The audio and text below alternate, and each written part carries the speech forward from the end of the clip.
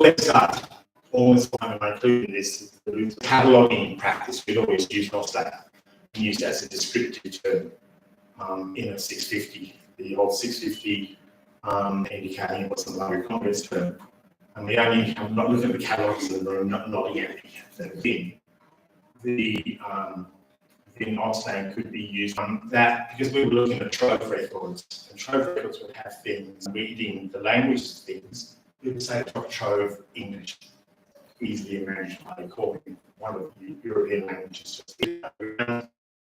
And keep going back to that system to read it and understand what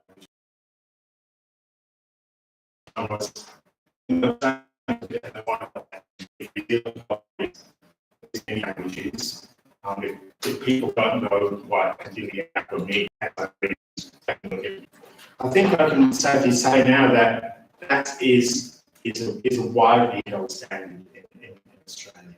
It's the national library in most of the bigger universities, I think, almost we manage it alongside the linguistics team, so there's a lot toing and froing. Changes come through regularly, and we get people on country saying to us, "That's not how we say that." Saying what you think something is, and you ask for things to be fixed. The early 90s, and it was developed actually by and was until fairly recently a very white man's space. They describe things in the collection that we in the community want to know about, sacred objects or in sacred ceremonies. Some of those we've realised now that the content of an item contains, so didn't actually flag that at all. And the saddest thing is things, but they're children who in the wild, so to speak. And trust, because what we want to tell us that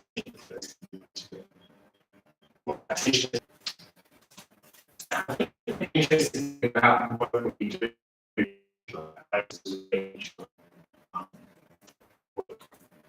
and we check that on. How are we looking? There was one of my companies that allowed to actually serum sequence of people, whites and custom trees, meaning interesting things, steel objects. Saying, Adelaide person trying to be confusing the audience. And what to I think that these tools exist in our place names, the source is there. Are useful for that. They're small little kind of building. Asla and Core. That's for you.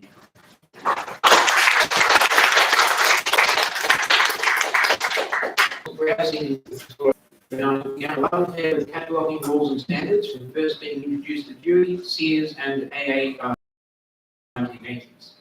One of her roles is to oversee the enhancement.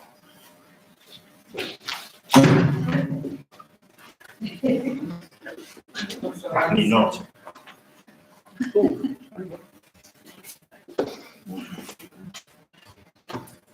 I was actually trying to find this on my list.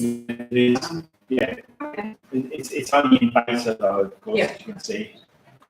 And we think, yeah. Okay. It's only in beta though, of course. Of the coordination, and I commit myself and the SCIS Schools Catalogue Information Service is a central cataloguing agency for print and digital content. Our SCIS records contain subject headings from two online historians, Scott.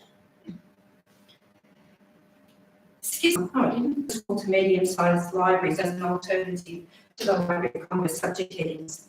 And SCIS is designed as with Library of Congress, and devising of new headings in the authority list. So there's a standard, and then you can build on. Implement headings are a string of terms that are put together. This method of presenting subject headings comes from us, where alphabetical order was important. Even so, it does allow for the creation of really specific data, so used by Australian school libraries. Headings to records. The school's online thesaurus, and it's designed for faceted searching, so it has a arrow very tightly. And the most obvious different concept, it doesn't create, doesn't have to relook at Scott as a result, and it's free to all. So Scott at esa.edu.au, anyone can go there. This catalogue is actually not managed by SCIS. So I'm going to talk now about SCIS, about the change process for the SCIS subject headings. Using SCIS as its basis, a US product. So there are headings used and in the structures. A bit like what Anthony said about IATSIS, which was created by white people study. I'll show you how we go about this. So this is talking about subjects. And there are 4 cycles of this process a year. All from SCIS management, all from our users. So we're constantly working paper is a set can come from any number of sources. And the working paper structure, whoops, I forgot to go here. So the work suggesting a heading, we use the Macquarie Dictionary because that is the official Australian dictionary. Literary warrant means, is it a heading that's going to be used in, and our end user is going to use the term? And of course, we're looking at other authorities can use the term. And of course, we're looking at other authorities consult back on existing headings. And the impact on existing headings. Term FAD. Now, I don't know if any decodable readers, the teachers who are in schools at the moment, they're the ones walking into libraries saying what actual consultative groups, so we have invited schools, and it also goes to a number of catalogue of forums, which are basically the SCIS Standards Committee, which represents SCIS management, and that's happened a lot. Decodables is up to its 3rd refinement, because if it impacts this business, and that's probably more relevant to this subject. It stands for the SCIS. So it's basically based on your RDA, on that when I talk about how we use tuning. Some of the reasoning, well-being, consent, neurodiversity. Over the past year, we've had this project is very much at the forefront. I attended a presentation, OCLC's presentation on their research report. It's not about making time, it's about prioritisation. And that just hit me. As a person who does the prioritising at SCIS and what's most important, I realised that I couldn't just put it on the things to do pile. And Conciliation Action Plan. And SCIS has a role to play there with, the SCIS started to cultivate respect was really part of the RAP funds. We have got rid of discovery and that was weeks of the practical sense. We got rid of Asperger's syndrome. We have added we have now decided the Australian Thesaurus is the authority for the creation of Aboriginal and Torres Strait Islander people's names and Aboriginal and Torres Strait Islander language terms in our SCIS subject we've gone with Australian. We've reviewed headings like Aboriginal English. Someone said to me, there's no such thing, Renata. Well, there's enough academic works on Aboriginal English, even though there are versions of Aboriginal English that was worth picking as a heading. I did a fair bit of research on, we've stuck with what we've got at the moment, Aboriginal peoples and Torres Strait Islanders as feedback comes in. The other thing that Anthony did mention, even though it's not subject headings, we are long record fields, so that a bit like Trove, we can search Aboriginal Torres Strait Islander land data, they may actually make it happen. And if we advertise it to schools saying, hey, he doesn't see it, what's the use? Okay, so what are some things on future ideas? This is where, I think I need to talk to Anthony about, at the moment, our heading, and I've reached out to a number of elders and First Nations. Our problem at SCIS is that we're not dealing with one group of people, we're not dealing with one area, we're dealing with all of Australia. Language, identity first language or person first language. Is it person? Chinese in Australia, so we need to look at that. Huge job, thousands of headings literally will be affected when we make that change. And I know, Dory kind of looks at me and says, we're not, okay. Do we add additional thesauri? We're in conversation with the National Library to control vocabulary. Do we add a fourth one? IATSIS. Do we add a fifth one? Homosaurus. Will it actually flow through to the end user?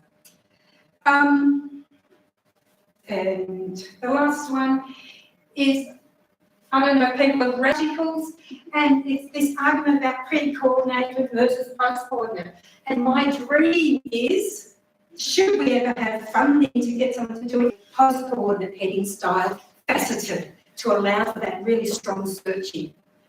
So faceted vocabulary is like, it is a slow process, as you saw with the going through that concept, thinking about implications for systems and searching.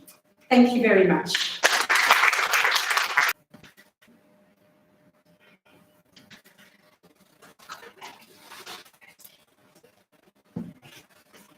Thank you very much, Renata. Can I just say that as a school library technician, I was much time I saved myself when cataloguing. So our next speaker is John. Some ways they do this is including querying and helps compassion, courage, and creativity. The presentation querying, cataloging, and source, have responsibilities. As well, but particularly in Australia, from people like Alan Van Nieman and Sandy O'Sullivan, but I won't be too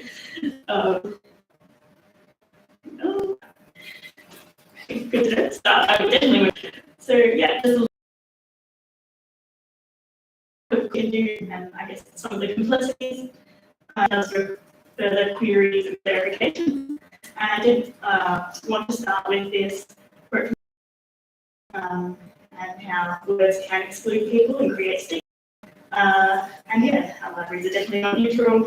And yeah, why it's so important that we can't do what all of us are doing what we're doing. Not many people have used Homosaurus in Australia or like, yeah, so good to highlight that. And that's also used it, so it's starting to come. It is harmful when it's assigned to marginalised groups by dominant groups. They perpetuate in child norms and social services, and most recently they've landed in sexual orientation, transgender identity, and transgenderists with transgender people as a comforting way for people from marginalised groups to find information about themselves and connect with relevant communities. So we need to do more to help LGBTQ people find information about themselves and communities in their own words, and Homosaurus, which is systemic discrimination against trans and non-conforming people in libraries, and they cite examples of where trans material was proposed to provide feedback to collectively change the classification. And Homosaurus, and yeah, so this changing. So it's hard to get our heads around, but these principles are recommending the personal and also problematic uses of the term or look up the authors. Yeah, just to do a bit of secondary research about them to find out how they identified. Maybe that has changed a little here. Yeah, we have a lot of power, and work has been done to improve dominant classification systems like the Labrador Congress, cataloging third parties, and increasingly rare, although it's good that it's starting to change here. Yeah, it's a good chance to slow down and really think about cataloging decisions and the power that these decisions have. Another principle is positionality. the Homosaurus board, very open about, led by gay men and lesbians, white. They have been trying to work a lot more with people of colour. Their, I guess, biases is by creating tons of Homosaurus were from the Netherlands. But their most recent useful category in Homosaurus to call out potential guide, like they're so helpful, really kind of, yeah, it's a good way, gateway ways. And yeah, has some advice around when, yeah, maybe to try and avoid using them. So what you could do is more inclusive and more. And also the thing you do is, yeah,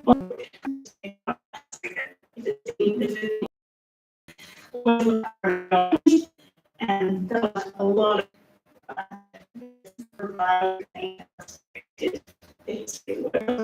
looking at some items in the collection that you listed, and you can look for more than but probably only to use more you can Homosaurus alongside LCSH terms and other so any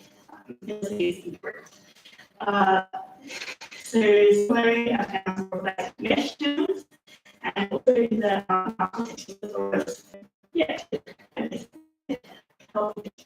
and yeah another area where you families and success terms that they use. There's several options. Another area which is a lot more original LGBTQ not sure how much they've actually with the access. How much but having to the terms of their side. More information about that. So having information towards homophobia and misinformation that was for gay people, not that yeah, so there are inclusivity, transfeminism, yeah, to help more librarians and others. Probably that's where I'm going to use most. So yeah, as well as librarians. So yeah.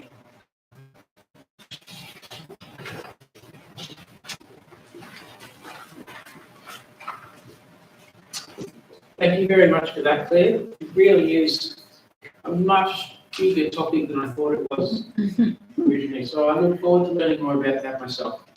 Now, our final speaker for the day is Doreen Kurtz, a cataloging policy specialist in the policy training and cooperative program section of Library of Congress to the future of linked data. Thank you, Doreen.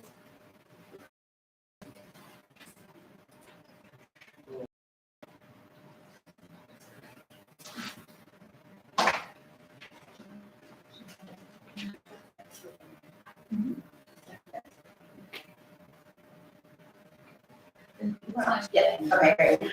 Just wanted to say hi, I will, all right. So, everybody, you can still hear me, sorry, because I can't see anything. But, as long as you can hear me and see share my screen. I never do this on this computer before, so. Everybody. Everybody, and we're not seeing street officers. It is sure. Oh, you know what? It says it's loading right now. Huh. I've never seen that long before. Okay. Huh. You know, Sorry. I'm gonna share I can share my, my slides with you, Google Drive, I can share them with you. That work. Yeah, sorry, the camera's not working at all. Your camera's not working for some reason. It's not going through, but I think it's, Oh, I think it's an error because it's telling us that you're, it's still telling us that you're muted as well, and we can hear you fine. oh, well. Oh, yeah. We have firmware apparently.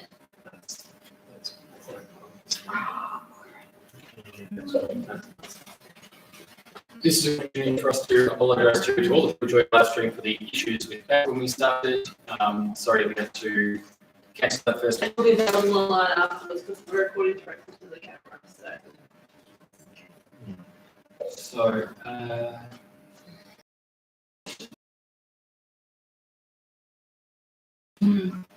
how we? Oh. So, But, okay, I do. Okay, so we're just. Sorry about this.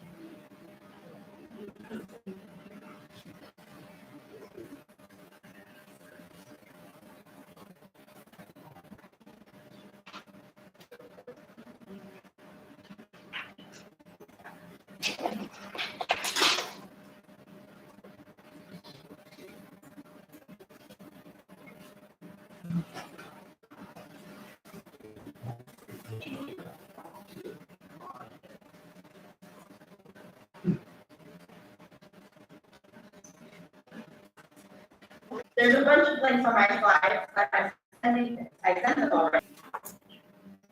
No. no, I'm still seeing the same way in Zoom. That's okay. We can hear you. We can hear you. Can't see. Okay. Okay,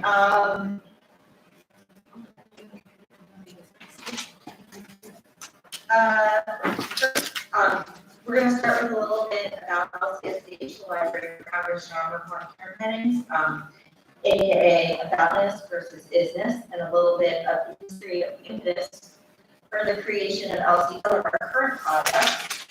And then I will use the momentum gained by discussing our efforts to change, to mostly advertise and slightly beg for new PCC, Program for Cooperative Cataloging efforts. So it all started with us, but I wanted to put it in perspective.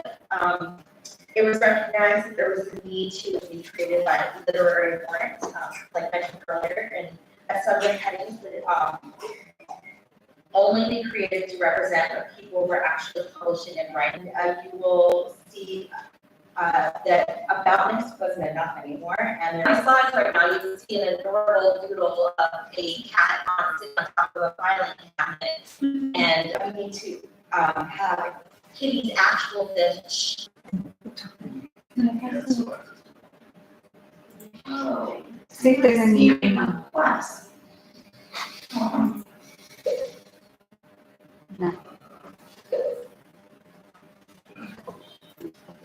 The request gets no.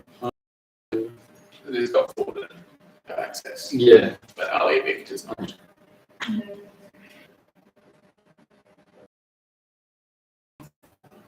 Hopefully people will like that.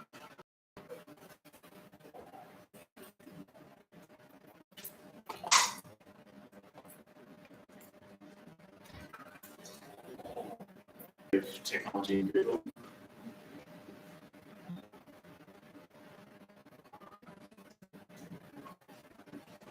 It looks like that.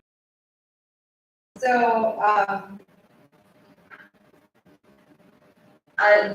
the scholarly physics 50 field in 1991, which is part of subdivision that is still used. This is all well and good, but in the 2000s, we need to start preparing is that heavy. Thus, we needed to develop faceted vocabulary to distinguish. This need for faceted vocabulary led to the creation of demographic group term vocabulary, which covers information about persons and is used in class vocabulary, also NPT, the Library of Congress Medium of Performance terms, was released also in 2022, which is to specify the instruments being used in a work, whether it be human voice or. A 55 cabinet at the moment. Oh, wonderful. So, you can move on to the next one. I just included some architectural details from the Library of Congress. It is a pleasure being able to go there and see all the story. We have monthly proposal lists of new and changed subject headings and deleted subject headings, and there are certain guidelines that must be followed in order to create a successful heading, which are listed in the SHM subject headings manual. I included a link to it on my link slide. And after the list is released and the public has had time to review it, we have an open editorial meeting. We live in Australia. Our last editorial meeting was on this past Friday at 2 a.m. your time. And the LCGFT editorial meeting is a closed meeting. However, all monthly lists are open for comments. And if you're interested in the comment, take a funnel, or if not, just a concerned librarian wants to say something will be accounted for in our review process. It included the email address to send comments to LCSH and LCGFT on the slide. I need to be clear that while the Library of Congress values all commentary we receive from the public, all final decisions on both vocabularies are made by the library officially to access all the lists for LCSH, LCGFT, LCPT, LCMPT. As you can imagine, with the vocabulary that is over 100 years old, there's some inherent biases built in by the people who create it, which is always changing. What was acceptable 20 years ago, dominant group, and thus naming people groups fell to those who were in place of power. For the first time, we are not only just considering literary warrant, we are also choosing, when choosing a term for subject heading, but also user warrant and organizational warrant. So user warrant is based on terms that a search engine, and organizational warrant is asking the people groups themselves what they want to be called. Of course, no one is a homogenous entity, but a consulting body that represents a group of people rather than consulting the people who don't necessarily understand the culture or just writing about it for a book purposes. However, this work takes time because we have people. But there are a total of 160 headings that need to be edited as a result of 166 headings that need to be edited as a result of this work. And I estimate that August list will not be published until the end of November. Days to get people as the meeting. We changed blacks and whites to black people and white people. Simple, but important, and certainly a change in the right direction. And LCGF yoga and anime, background in understanding this materials were used for terms under animation and comics, which just wasn't working for the libraries. We are addressing a long overdue issue about how we represent indigenous cultures of North America. The decision board, and we hope they'll be in place by the end of next year. And last, EFT is working to make the instruction sheets in the manual more accessible to blind and print disabled users. Next slide. Yep. Anything about getting your library involved. So we've reached the part where I hopefully convince you to join the PCF under a common set and learn more. there are some associated costs with smaller libraries. My good news is that you can get involved. Both NACO and SACO, we find ways to participate. Some of the NACO funnels that we are going to we might have a small press books that have authors with no representation. In the name authority file, we might have a collection of small press books that have authors with no representation. In the name authority file, one of the funnels is PCC.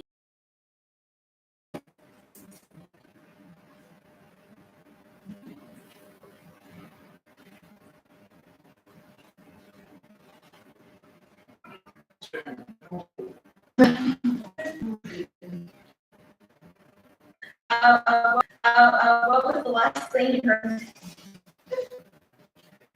I think we're talking about the various funnels. Work by also funding of SACO funnels, which focus on topics covered by comics and fiction.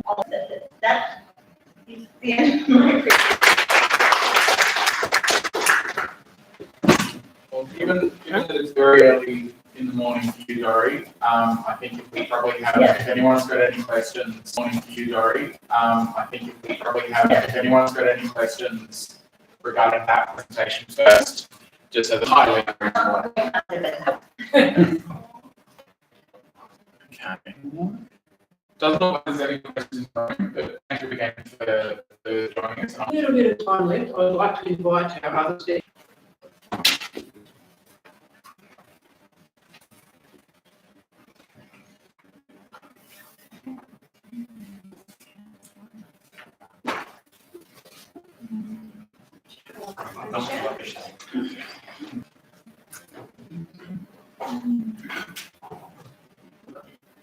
I can start us off. So I'm just kind of interested in thinking about, particularly with the Homosaurus, but in other ways, do any of you in terms of your particular weighing it up on the balance of everything, internet, good or bad, where is it helped and where is it hindered the sort of projects that you're doing? I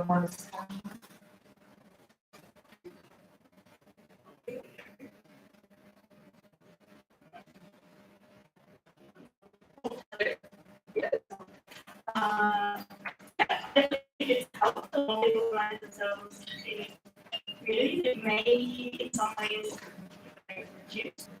Yeah, progress definitely helped. Yes, helped. But look, control vocabulary is something that once I have any, we try and work with them a lot to build a lot of work that we do before they present viewpoints. They're political. There's no escaping that reality. They establish the norms of the day. And that's what like we're subject in the back room because we just don't get to it. It's people with voices, and it's people who make noise, and it's people who make the changes that gets us off our backsides and actually starts to work on it. So, you know, when you're in a room with chemists talking about that, the Russian chemists need to know what the Libyan chemists are doing. The only way they do that is with control vocabularies. Everything called Gold Book, which sounds fabulous. It sadly isn't. But so yeah, I think that's kind of the bottom line, really, isn't it? It's putting in the broader sense for us as cataloguers, it's trying to get information into people's hands in the broadest possible sense, and so that they can find what they're looking for, and to try and change how people view what they've got in their collections. I don't know if I can add more to that, except that's, now the thought's gone out of my head. It's about getting information into people's hands. I've totally forgotten. So I'll pass. I'll come back to it tonight when I think of it. But we do need controlled vocabularies because probably don't even use the catalogues, but it's the teachers and the library. But I do believe there's a role for faceted subject heading a lot more than those pre-coordinate long strings. And it was really interesting to hear Doris say that. And the other thing is that user warrant, because that's the words that people put in, but using the words that the people use to put in their control vocabularies, I thought that was really interesting, because we have these debates all the time amongst the schools. That's right, we need to think about our end users. So I don't think that's answered anything about the internet. No one else? No. So questions, so people will actually not type anything in, they will ask Siri. So the natural language is going to be really, really important, so I really can speak. And how Siri scrape out catalogues, maybe not just Siri, but voice will be what I'm saying, ready to send the message, which is incredibly annoying. The other thing is, like a lot of public libraries, a lot of libraries now, and university libraries too, would have the cataloguing done prior to cataloguers and think about how we connect with our innovations. So this is funnily enough, when you started talking voice, I was thinking about referendum recently and how they come. But in a way, we're a vendor. So we create those records. So we are very conscious of our end users, but we're lucky because we've got quite a set audience, unlike Library of Congress or they've got everything from universities to your small community library to deal with. So we do very strongly work with, and it's been the last 4 years that we've had a schools consultative group. Before then, it was all just done by cataloguers. And I've noticed the change in the cataloguers accepting the voice of the teachers. What was one of the headings that they all said, no, but then when the school said, yes, we want it, it was changing our standards. Manga was mentioned before. The series, and they've got tiny little titles for the book. We now put the series title for Man 25 that's in the small writing, which is really against standard cataloguing rules, but it's how the students and the teachers and the library staff search this stuff from you. We see this stuff that vendors have done. We specify it, and I reckon we pre-prove it. But yes. Yeah, definitely think it's very important to lobby those vendors to do better, and we pay them a lot of money. I know we pay a lot in But you academic. can say that you can put in the contract that they must consider the home source. You know, you have to put in the contract. Yeah, we should. It's a good idea. And I haven't really thought about voice recognition, but I guess what I was thinking is, the natural language searching, and that's kind of like, it's another, I think that is the way most people do search, so it's good that, Like, I've got 50-year-old women.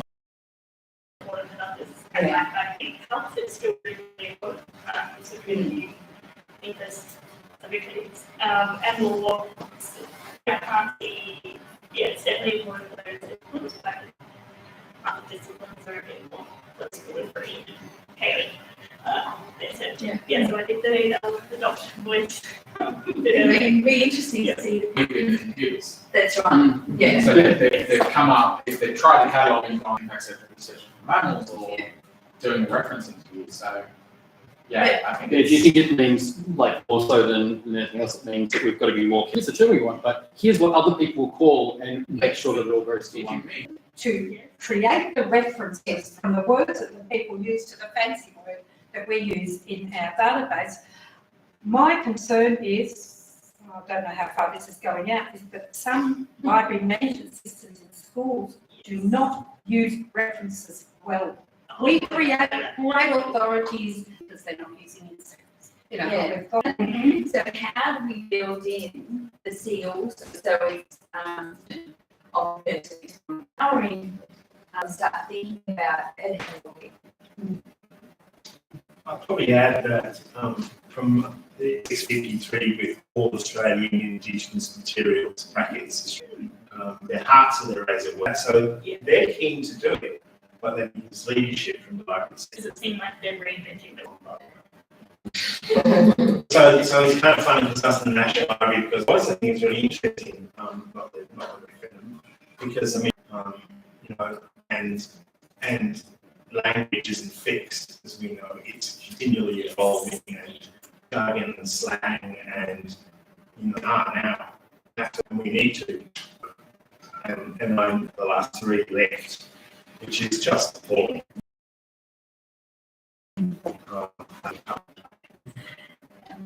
We can talk about this topic on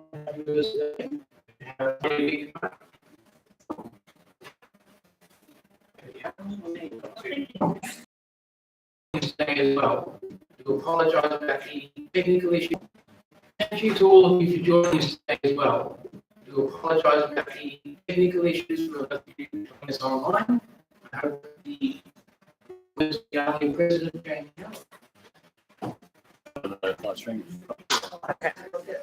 Technical issues, and hopefully you will see the full technical issues, and hopefully you will see the full recording available once we've come through the post processing. I'm from the Committee. Thank you very much.